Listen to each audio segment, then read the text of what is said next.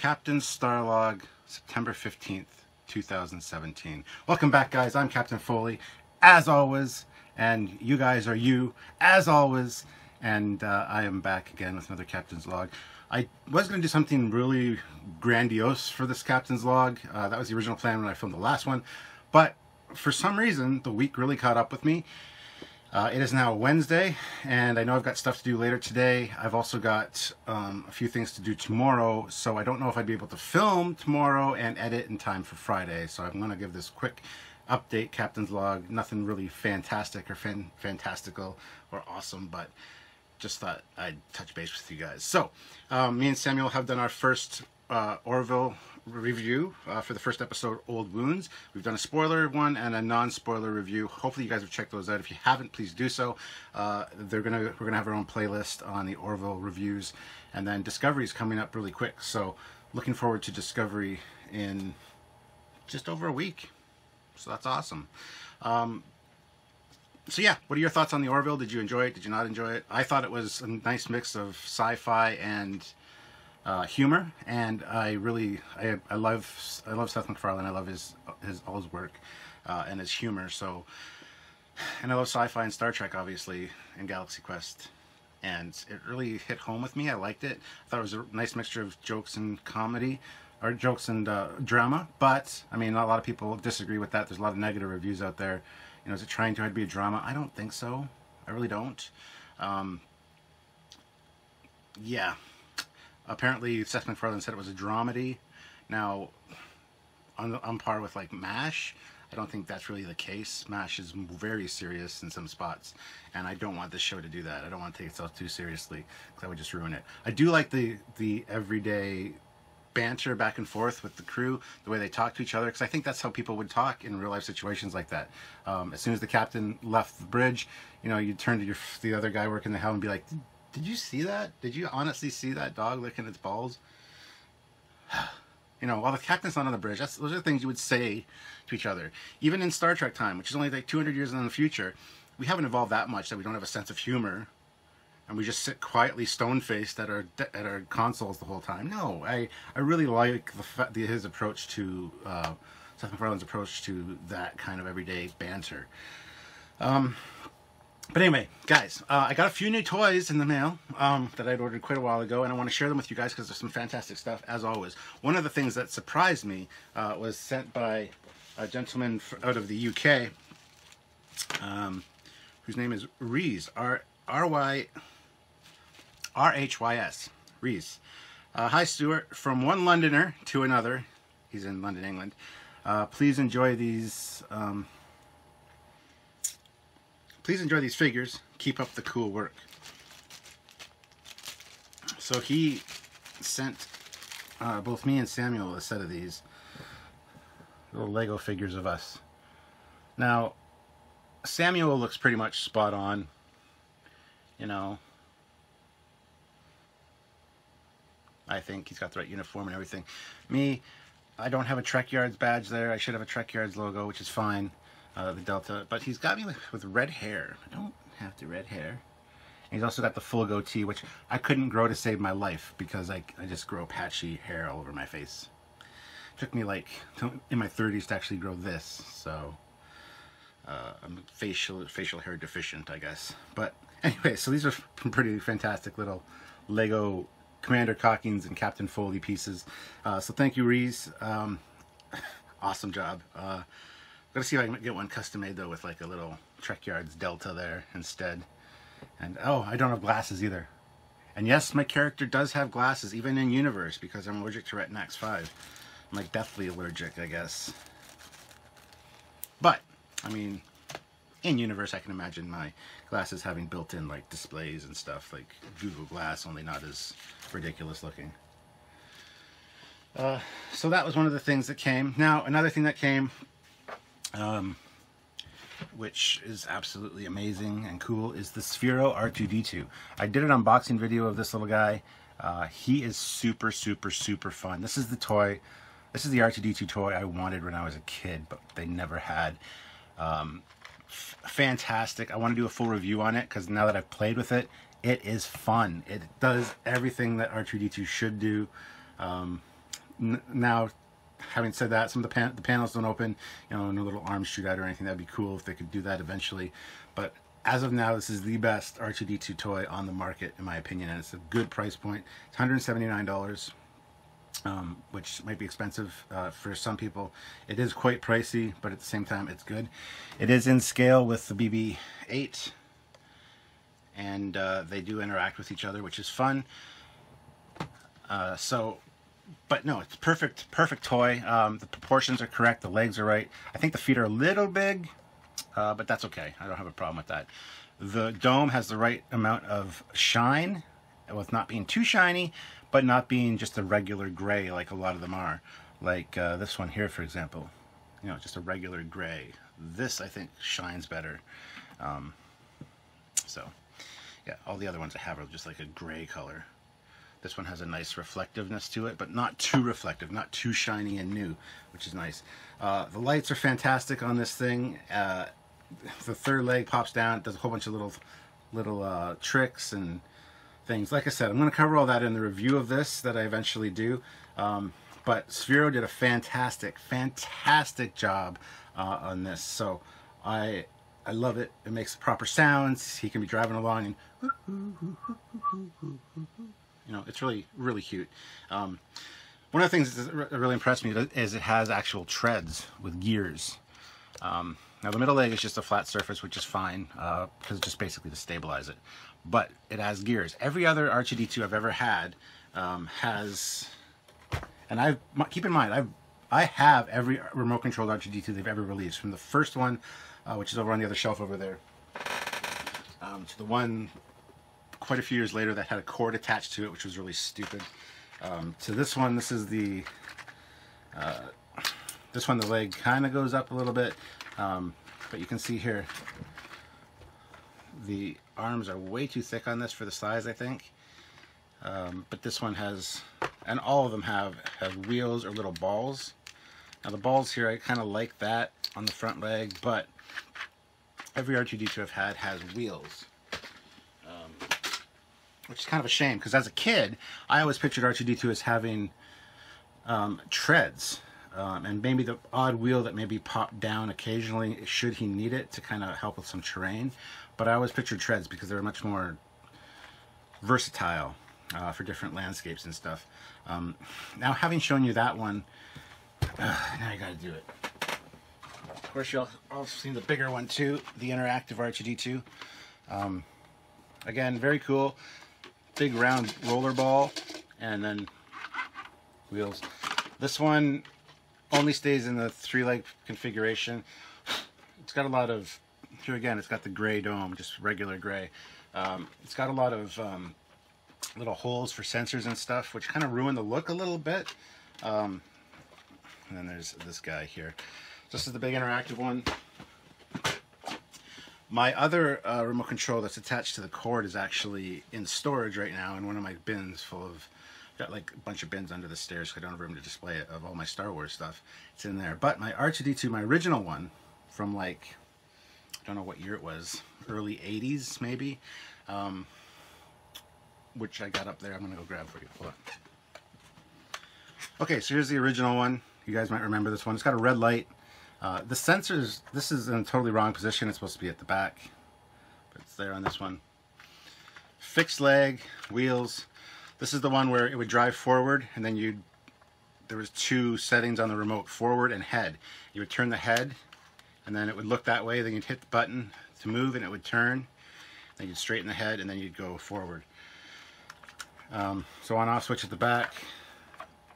This took 2 D batteries, or C batteries, 2C 1.5 volt and 1 9-volt battery in the back.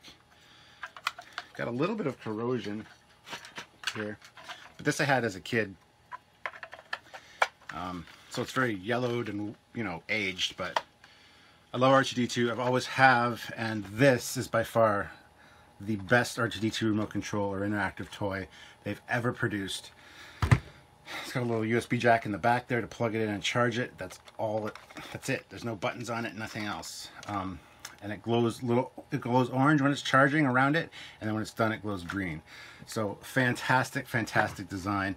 Awesome toy, and I highly suggest if you can afford one to get one because they're very awesome. Now there is also the new BB9E, which is the black Imperial droid, which is like BB-8 but with a flat top head and also lights in the eyes. This one unfortunately doesn't light up. It should. It would be cool if it did have a little blue light or something. They're probably going to re-release another BB-8. There was this one, the first one. Then there was a weathered one that has a dirty ball, like some dirt on it and stuff. A more weathered look that came with the force band thing. But if they release one that the eyes glow on this one, I'd be down for that, because the BB-9E has lights in the dome, and if I'm not mistaken, it actually emits sounds from the dome as well. This one, the front here are actually speakers, so every time R2 makes a sound, it's from this and not from the app on your phone, which is what the BB-8 does. So it comes out of your phone instead. It's odd. This is a pain in the ass to control. R2's very good to control. He does turn a little too fast for me, and it's hard to without a physical control. It's hard to actually finesse it a little bit to make it turn slower. But the forward speed, you can speed him up, slow him down, make him go a really good speed. He's also got a little speed boost button where you can go over obstacles and stuff. Awesome design. I've had a lot of fun playing with it. My dog hates it. My new puppy, Precious, she hates it. It's funny as hell. It's on the floor rolling around, and she'll be like running around it, barking at it, and it'll go towards her, and she'll run away, and then she'll come at it when it's going away from her. It's hilarious as hell to watch. I might have to get some footage of it because it's funny. You guys would enjoy it, I think. But highly, highly, highly recommended. And this isn't even the review for the damn thing. This is my captain's log. I love this thing to pieces. I'm taking it over to my buddy's place today. We're actually getting together, and I'm going to work on some models and stuff in his basement. Him and a couple of friends of mine. I'm going to have pizza later and maybe have a campfire. So I'm taking this over there. We're going to play with this on his table, and making some footage for of that. I don't know. But this is fantastic. Highly, highly, highly, highly recommended. So the other day too, when I was over at my buddy Dave's place again, I don't know if you remember, but for my Wonderfest video, I got some snap together kits from round 2. Here they are here, the Polar Lights kits. This is the Klingon D7. No glue or paint needed. This is easy snap together kit, 1/1000 scale. Comes pre-painted, and so I built that. It took me like an hour and a half, 2 hours, but here it is here. I love the stand for it. You can get some really awesome poses flying away from you or whatever. I love the positioning of this stand. Also the colors. This is accurately painted to match what the studio model looked like, but you never saw on screen. It's gray on the top, and then the engines, the bottom, and the boom, and this section here are all like a light blue color. So I mean, it's got a lot of seam issues because it is a snap together kit. I did a little bit of gluing, and I might do a little bit more to kind of make it a little bit better, but you get the gist of it. I love the color scheme, the color palette they use, the gray and the blue. I think looks really cool together, and I really, from now on, I'm going to be doing my my D7s like this color. Before, I've always done them all gray because that's how they looked on screen to me, but when we talked to Rob Bonchoon on our Deep Space Nine, our D7 and Katinga comparison video, he was talking about the actual color scheme, and this is pretty much exactly right. So definitely worth picking up, and I highly suggest, if you guys, you want a model but you don't want to really, you're not a model builder, you don't want to glue it, these Polar Light snap together kits are amazing. I've also got the Enterprise in the 1/1000 scale, which I'm taking over to Dave's today because we're going to be working on stuff like I said. I'm also taking my R2-D2 Bandai kit because I might work on that. But I'll probably throw together the Constitution class ship there today. I think there's a couple different kinds you can make. I've never once made a cage version of the Constitution class. I might do that with this kit because it's just a simple snap together kit and it's pre-painted. I might consider doing the cage version of it, and I'll have that to probably show off to you next time. But yeah, this is really cool. So this is going to be added to the collection because it looks fantastic. It really does for what it is. I mean, you can't really see a lot of the issues I have with it on screen here, but there's some seam lines and stuff, which as a model builder, a lot of people would freak out about, like, why didn't you get rid of the seams? But whatever, it is what it is. Plus the markings are all perfect, and it's got the windows on it, it's got everything you need. So, and a really cool base, really cool stand. So that's that.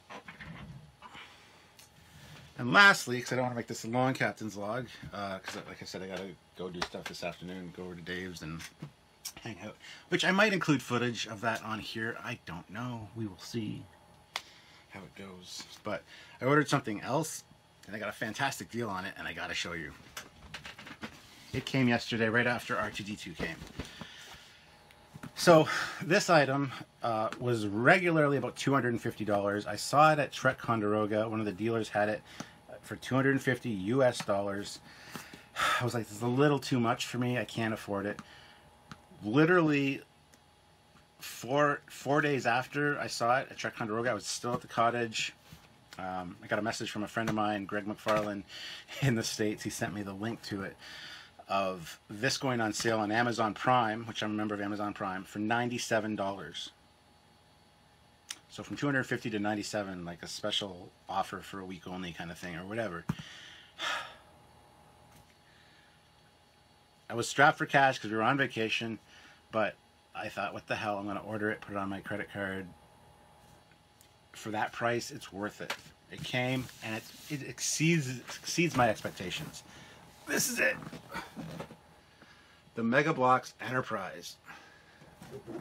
Now, this thing is freaking huge. It measures in at 33.5 inches or 85 centimeters in length when it's completed. So it's basically the size of a 350 refit model I have out there. So it's a 350 scale Lego Enterprise with light up nacelles. Comes with a Kirk and Spock figure. Nice display base. And there's all the other ones too. There's the little engineering room, the Guardian of Forever, the transporter room, and the bridge. I want to get these eventually at some point, but I do have the Klingon D7. I've already done a video on that. It's in the other room. It's fantastic. This thing is amazing, but it's huge and it's heavy. It says it takes 15 hours to build. I'll probably do a build video of it, of the process, because I think that'd be fun. Got to clear off space on my workbench, though. But anyway, I think it'd be worth it. I'm looking forward to building this. I got to show you the inside too. Hold on here. I was just blown away by how well this was put together. So I don't know if I'll really be able to show you the inside, to be perfectly honest with you. Oh, I kind of worked myself into a corner. Oh well. Set this down here.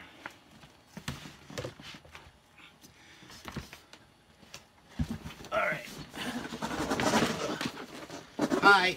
I'm doing it! I'm doing it! So, there you got the inside of the box.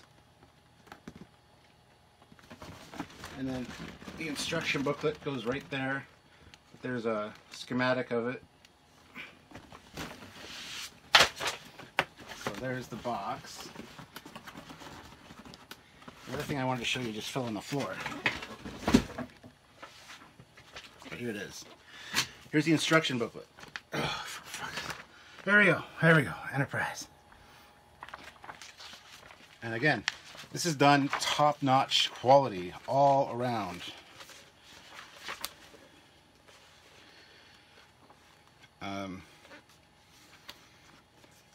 Got the little figures there, pieces, great shots of the ship finished, and then the different play sets. Yeah, every page is like this, basically, showing you what to do with each piece and then the finished product. So, awesome product. I highly recommend you pick one up if you have the means. It is so choice. And getting it at more than 50% off was fantastic. It came to, like, after shipping and custom charges and all that bullshit, came to about 128 bucks Canadian, which is not bad at all, considering it's 250 regular price. So I'm very happy with it. I'm excited to build it, but the Klingon D7 had a few issues with the instructions as far as being confusing. I'm afraid this is going to have the same thing, but I'm going to look forward to it, and I'm going to enjoy it. I just don't know where I'm going to put it when it's finished. Like I said in the last video, I will be moving my office upstairs at some point, so I'll have kind of a blank slate to put stuff in, and eventually the videos will move up there as well. Don't worry, there'll still be lots of cool stuff in the background for you guys to look at. I really like this setup personally, and I know somebody in the last video in the comments said that they're gonna miss looking at this setup, and I will too, for sure. But the next one will be better. But I don't know when that's happening, because we have to empty out the room, we have to paint it, we have to get some furniture for it, some bookcases and stuff, then I have to move stuff. So it could still be quite a while for that to actually come to fruition. So if you notice one or two things start missing out of the background, it's probably because I'm in the process of doing so, of moving stuff, but we'll see. Speaking of my last video, you guys are fantastic. I love you guys so much. I got lots of positive comments and feedback on the last video, you know, saying, welcome back, Captain, I'm glad you're feeling better, and, you know, keep up the good work. You don't know how much good work you actually do for us, and you guys are absolutely great. You really made me feel good. I read every comment. I couldn't reply to everyone, but I made a general comment at the top, pinned it, so you guys can see my feelings and just get my thanks for that, because you guys are amazing, as I always say. So thank you again, and hope you enjoyed this video. Like I said, I'm going to try to start getting into talking about specific topics during some of these captain's logs. I've done it before, and I definitely will do it again. I just need the time to do so. And time sometimes is a pain in the ass because it creeps up on you really quick. And that's a shame. But there you have it. So, some new stuff, some new updates, and hopefully you guys enjoyed it. Until next time, everyone, I'm Captain Foley.